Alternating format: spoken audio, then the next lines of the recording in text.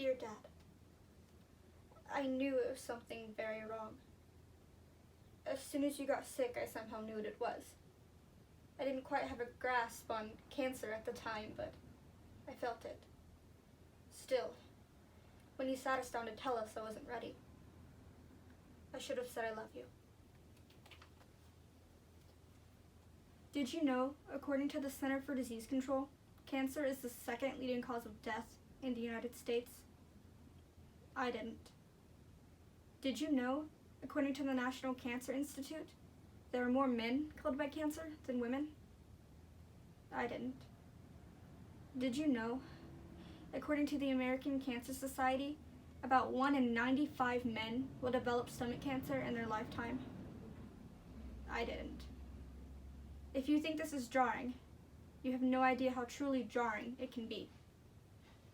Dear Dad, an original performance.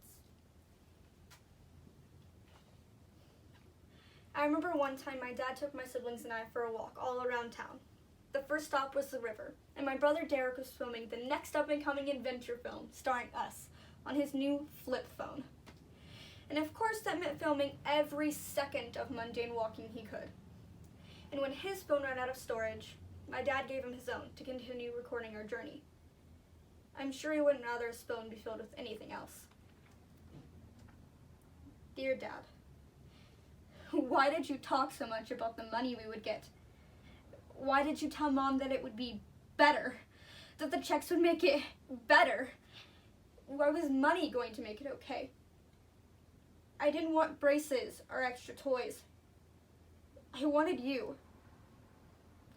I should have said I love you. I got to see my dad every other weekend, and usually if those weekends were summer nights filled with camping, they consisted of pizza and one of two movies, Walk the Line or Forrest Gump. Forrest Gump being the favorite of the two, we must have watched it dozens upon dozens of times. The locations and televisions varied, but the joy always remained. We were to Forrest as Forrest was to Jenny. Life is like a box of chocolates. You never know what you're gonna get. This is something I've come to learn.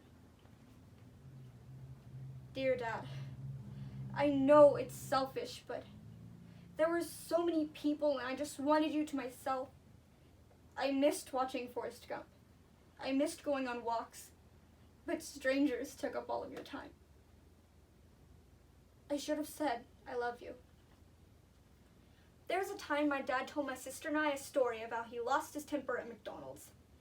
Apparently, there was a mix-up in what he'd ordered, he claimed. This excursion ended with a sandwich being smeared on a window and some very unhappy employees. My parents had always joked that this is where my sister got her temper from, but he never seemed ungrateful for it. Dear Dad, my whole life I had known you to have this big, round belly. But after you got sick, you got so skinny. Your big belly was gone, and your cheeks were hollow. Your stomach was filled with tumors instead of food.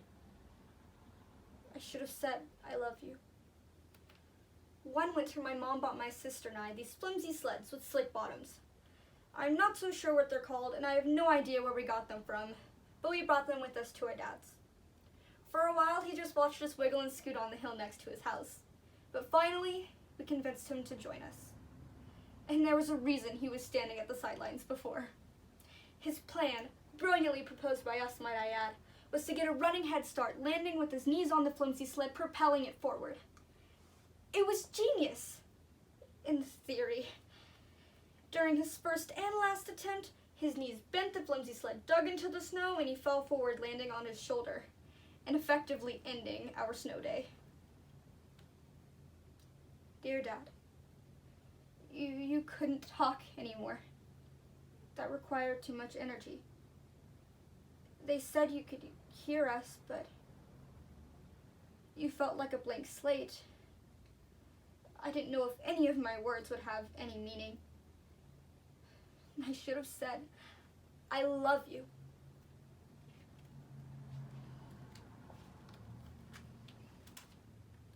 My dad took my sister and I out to the river. We just walked across the water until we got to a small island in the middle. Somehow on our way, we happened upon a baby catfish.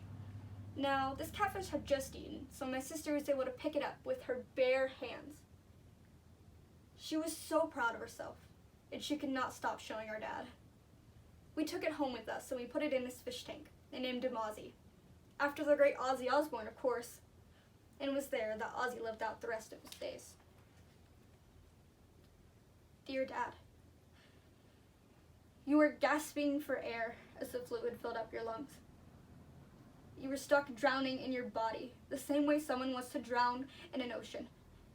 Your loved ones cried for you, creating an ocean of their own, knowing they couldn't do a thing to help. I could do nothing to help. I should have said I love you. He was really sick, and our family wanted a chance at a vacation with him while they still could.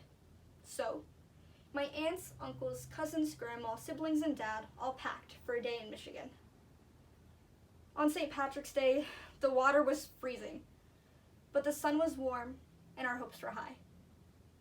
We spent the day hopping from beach to beach, even defying logic and jumping into the water.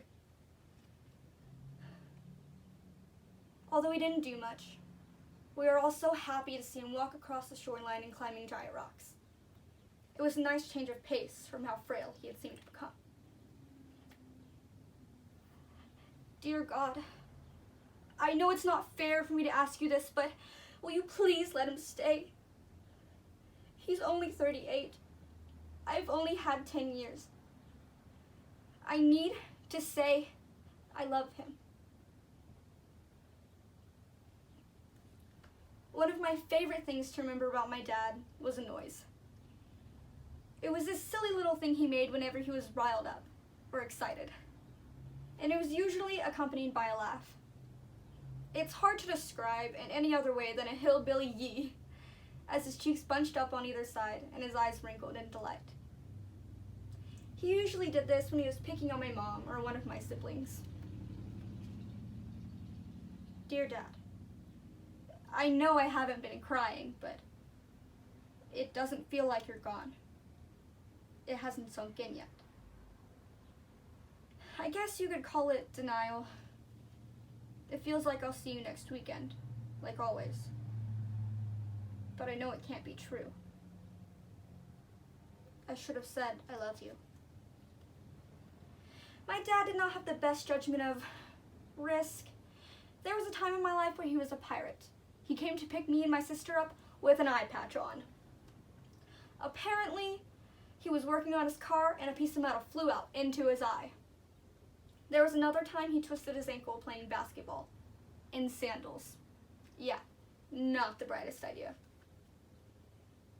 Dear Dad, I can't remember your voice. It's left me once and now it's left me again. I pray it doesn't take anything else with it, because as much as I want to forget, I don't want to forget.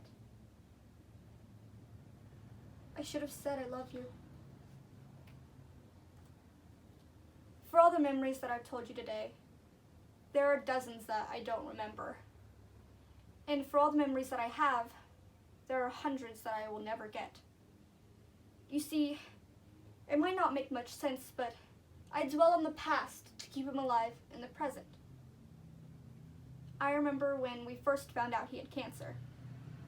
My school counselor said, make sure you tell him you love him. But I was scared.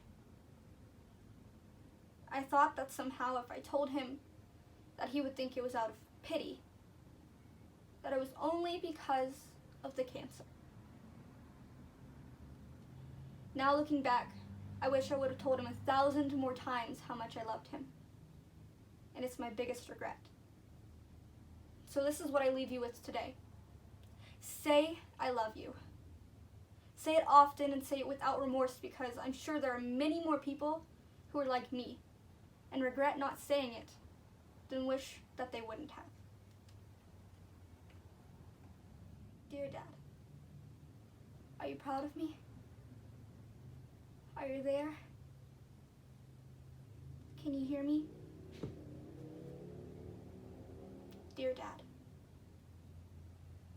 I love you.